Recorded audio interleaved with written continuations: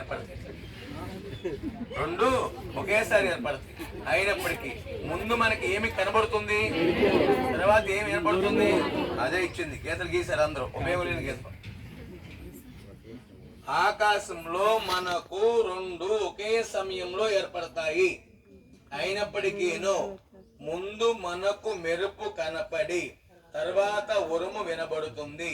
దీనికి గల కారణం ఏమిటంటే దాని వేగాల మధ్య ఉన్న వ్యత్యాసం.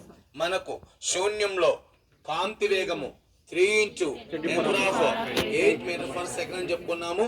నోట్స్ లో సెంటీమీటర్/సెకండ్ చెప్పాము, కిలోమీటర్/సెకండ్ చెప్పాము, సెకండ్కి ఎన్ని లక్షల కిలోమీటర్లు కూడా చెప్పుకున్నాం నోట్స్ లో. ఇది అదే మనకి గాలిలో ధ్వనివేగము 331 మీటర్/సెకండ్ గా ఉంటుంది. ఎంత ఉంటుందమ్మా? 331 మీటర్/సెకండ్ గా ఉంటుంది. ఒక్కసారి గమనించున్నానా, కాంతి వేగము 3 పక్కన 8 సున్నాలు, ధ్వని వేగము జస్ట్ 331. కాబట్టి ఏది వేగంగా వచ్చింది? కాంతి వేగంగా వచ్చింది. కాబట్టి మనకి కాంతికి సంబంధించిన అంశం ఏంటి? మెరుపు. కాబట్టి ఆ మెరుపు మనకు ముందుగా చేరుతుంది. కాబట్టి ధ్వని ముందుగా మనకు చేరుతుంది. కాబట్టి ధ్వని వేగం ఎక్కువ, కాంతి ముందుగా చేరుతుంది కాబట్టి ముందు మెరుపు కనబడుతుంది. తర్వాత ధ్వనికి సంబంధించిన అంశమైనటువంటి ఉరుము వినబడుతుంది. అది కాన్సెప్ట్.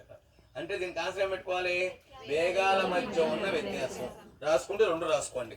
కాంతి వేగము అంటే మెరుపు సంబంధించింది, కాంతి అని బ్రాకెట్ లో మెరుపు అని రాసుకో. వేగము, నెక్స్ట్ ఉరుము, బ్రాకెట్ వేగము, క్లారిటీ వచ్చింది.